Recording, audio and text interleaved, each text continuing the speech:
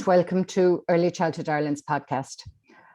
Our podcast features interviews and discussions on all issues relating to quality early learning and care, with a range of speakers who are leaders in the areas that matter to Early Childhood Ireland members. I'm Maura Corbett and I work with Early Childhood Ireland.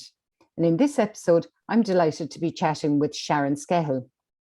Sharon owns Newtown Kids Club, which is divided over two premises, the Willows, which cares for children under 3, and Newtown Kids Club, which is geared for children over 3. The setting is based in Abbeyknockmoy in County Galway, and both premises are outdoor settings. Sharon is a former Link tutor, and she now lectures on early childhood studies in Mary Immaculate College in Limerick.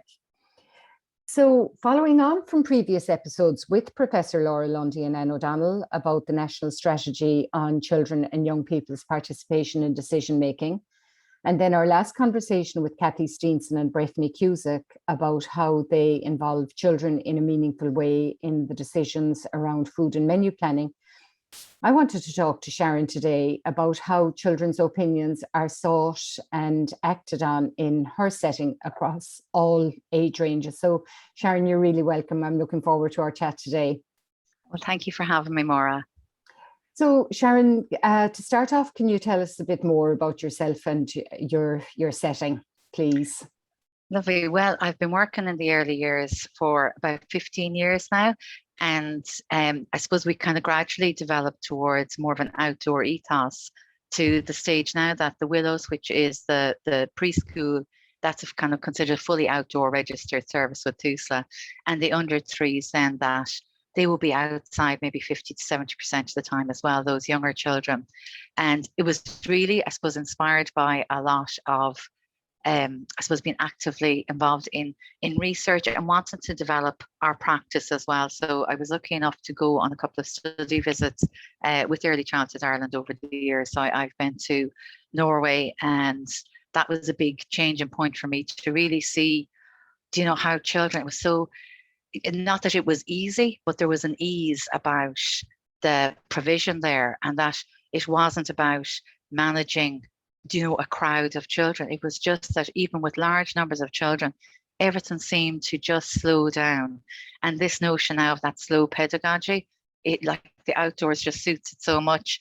And I suppose I find it's a really enjoyable environment to work in, and it gives us the time and the space to enjoy the children and really enjoy our job. And I think that's what I love about being in practice. I'm lucky, I feel that I have the joy of working, because I work with the children myself.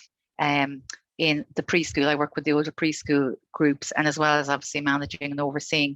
But I love that part, and I love that I have that connection with children, and I can bring my knowledge from there to my teaching and my lecturing, and I can bring my knowledge from research into my work with the children and with the staff team and parents and families. So that's our setting. So there's about 20 staff between full and part-time between the two services. And I suppose you need that to be able to, as we're talking about children's participation, in order for those voices to be heard, you need to have decent ratios in place. So I think we've been very fortunate to facilitate that. But I think it's a real indicator of quality when you can have that low ratios, because children from that younger age group, from 6 months all the way through, you want to have somebody available to them at all times to be able to see and to be able to notice what they want and what they need. So so I have a wonderful staff team who are with us, and similarly embrace the outdoors, because that's part and parcel of the job with us. Yeah, I think being able to notice, being able to stand back and watch, I think, that's as important a part of the interaction sometimes is, watching to see what children are interested in, noticing, responding. Then, sometimes people feel they have to be in and doing all the time. And that's so important that you're listening, but noticing and watching is important to be able to identify kind of nonverbal cues and what's really interesting children. Yeah, and absolutely. And I think that for us, a lot of it I think comes down to your view of the child. So when we talk about children's participation, and there's all this wonderful theory around it, but I think to get that really grounded in practice, and I think in the early years, we've really embraced that child-centered approach and that child-led approach, and feel very proud to say that within the early years, we really are a model for that regard for children, to see that the focus is always about what the child needs. And I think that for the Ashley Shields practice guide was certainly a changing point for us in really supporting the whole staff team to think about, well, what is your view of children? Because you need to really get the principles of ASH there. And I think sometimes we can think a lot about the themes and the aims and the learning goals, and those principles of that child-led approach, or that rights-based approach that is really at the heart of ASH there, that there mightn't be as much of an emphasis on it. And I think the practice guide really got people thinking about, well, how do I view children? How are children being respected and regarded? And that you're talking to children, and you want to create these environments where they feel welcome and that it's inviting for them. So it's lovely to see that shift towards this more child-centered approach. And I think the early years that we have done that very well in a lot of ways. Now, I know obviously there's a lot to do, and I think the framework, Laura Lundy's framework, is a great one for continuing that reflective process of looking at, well, what am I doing? That we say, yeah, of course we do circle time, so of course the children have their voices heard, but that doesn't work for everybody. It's not going to work for the 1-year-olds. It's not going to work for children who are shyer in a group, let alone children who may be nonverbal, and there's different challenges in communicating their needs. So I think being able to support children's participation, we really need to take more of an active role as educators and as teachers and as duty bearers to say, well, that we are watching and observing. And I think that if you're going to, you need to have these communicative spaces. And I know you spoke a lot about those in the Universal Design Guidelines as well, about having those spaces where there's time to talk and there's time to notice. So talking with the children, observing the children, and talking to colleagues, a space where you can talk to parents, because I feel that you can't, to include children and have their voices heard, you really need to embrace their whole identity as well that's coming from home. And we actually had an interesting conversation about how we were giving agency to those younger children or children who may be nonverbal, of what's our role then? How can we make sure that that their rights and their needs are being communicated effectively to us? And it does necessitate that we think outside the box and say, well, it does mean that if we have no strategies in order for that child to be able to make their voice heard within the group, that maybe we have different strategies that might work in the preschool environment. But then to say, are we involving parents, because that they then can nurture that as well, give us their feedback on it.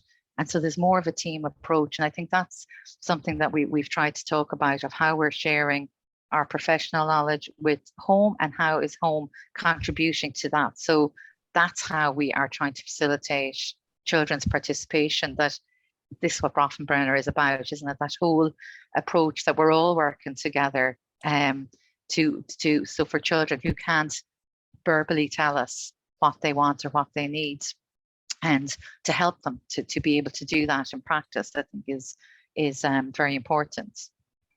Yeah, I love Sharon that you mentioned about kind of the smaller groups and circle time, because I think we would all have at a time have thought that circle time was when children got the chance to talk.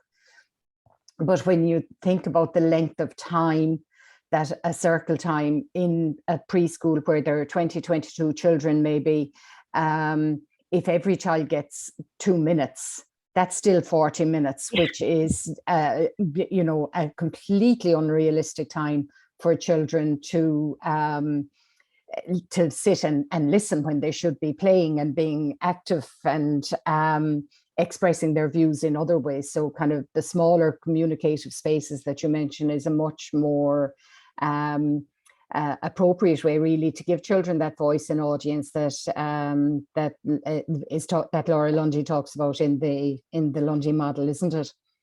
Yeah, and I think it's that shift away from, I suppose, that formal approach of, in particular, that preschool group, you know, to be able to shift away from that formality and to recognize that the benefits of small group activities or provocations or invitations for play, I think for all age groups, that I think we can assume, and I think, again, that's respecting children and they're wanting to participate. Like, really, you're not going to have a whole group of children all interested in the same activity at the same time, or all wanting to hear the same story at the same time.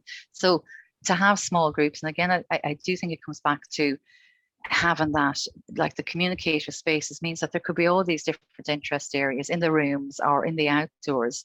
So the children have opportunities and they're based around their interests, you know, so you will know that you'll put a lot of emphasis into your construction area because some of the children that they love, you know, playing there.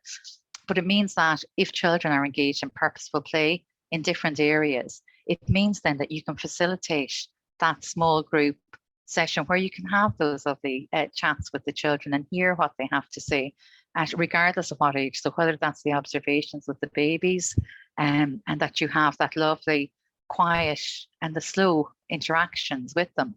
And I think that's the real nurturing part that can get caught up sometimes in, like routines. So I think we just need to be careful of routines across the way, because I feel sometimes we can try to get things done, and obviously things have to be done.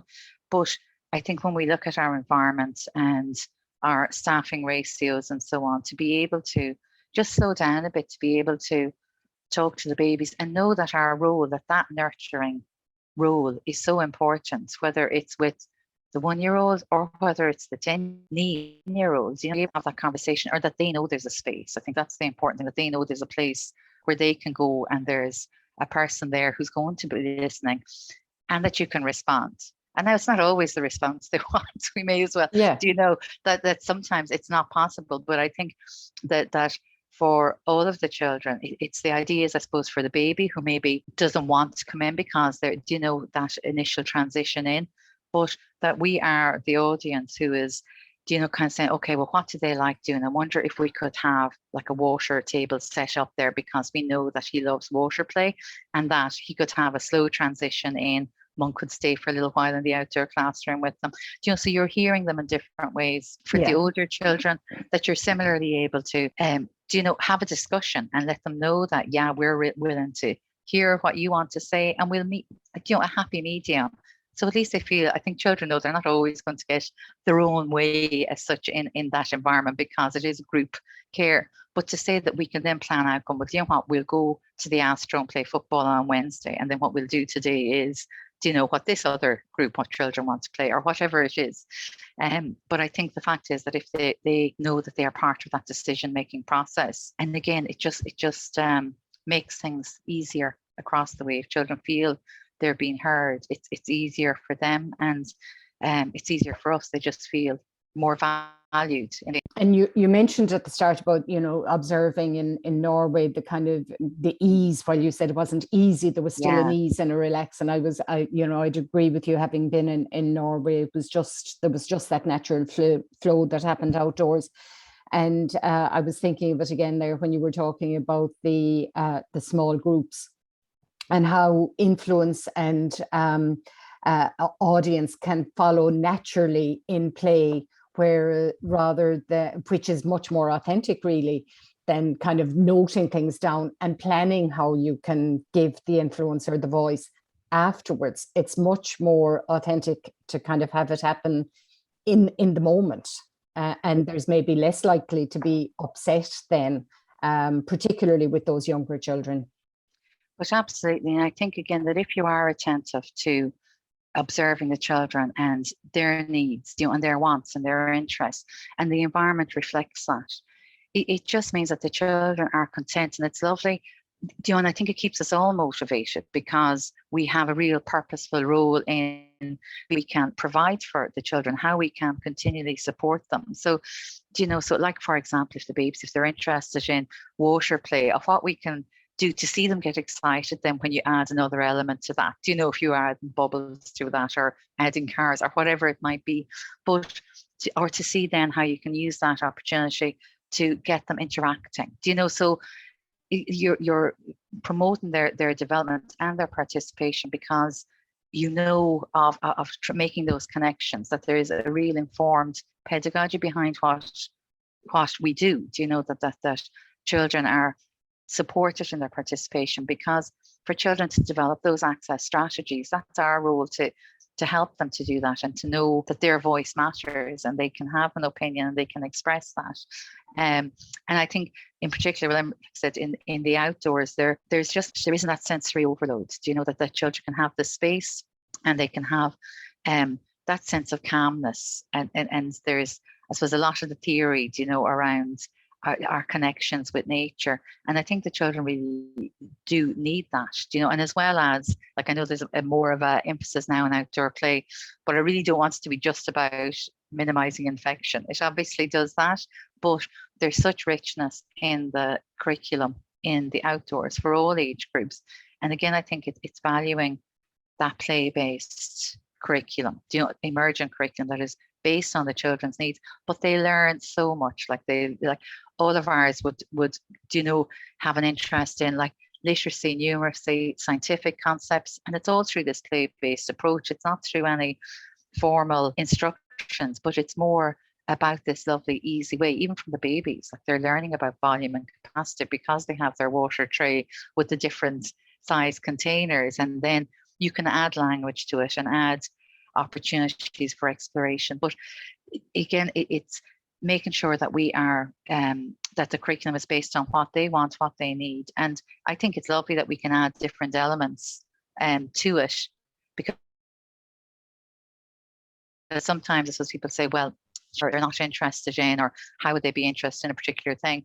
And the other side is, I think, like, if they don't know about it, how do they know if they're interested or not? So it's lovely to give children different opportunities so they can have a choice in what they're doing, at regardless of whatever age, that we're able to provide that for them. And that other children can influence that too, that it's sometimes it's the other children know about things, and it's absorbed in a more playful, natural kind of way than the adult kind of planning the lessons about X, Y, or Z. Absolutely, yeah. And again, that's why it's important to think that they have that, even inside circle time or things, because it is so hard, as you were saying, for children to share their news, and they're bursting to tell you news, and not there's nothing wrong with large group. Large group is a good kind of communal thing, and we always do a large group roll call and we'll do a couple of songs, but it's not really the time to get the news, because you can't attribute that value to it. I'm not a good audience if I have 22 who all want to say something. So when we have the small groups, that means that the different team members are able to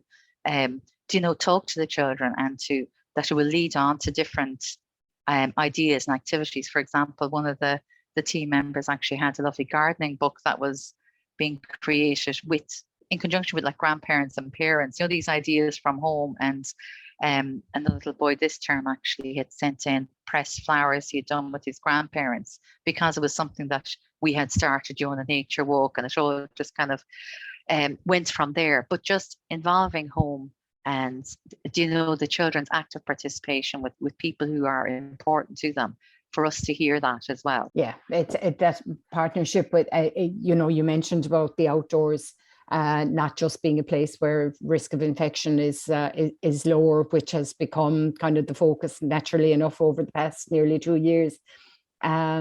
But the downside of that is there's the potential for parents to be distanced, metaphorically as well as physically.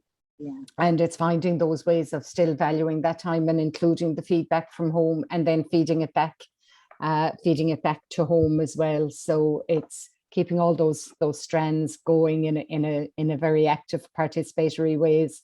So important. So Sharon, thanks a million for that. I've really loved the chat. It's lovely to see the examples of children's participation in action, and how children can and do participate. And I love the way, you focused on babies and toddlers, and how the environment can enable and encourage participation in that. So Sharon, thanks so much for joining us today. Michelle, thanks so much for having me, Maura. And thank you for listening to Early Childhood Ireland's podcast. If you've enjoyed the podcast, please tell your friends and colleagues, and we hope you'll join us next time.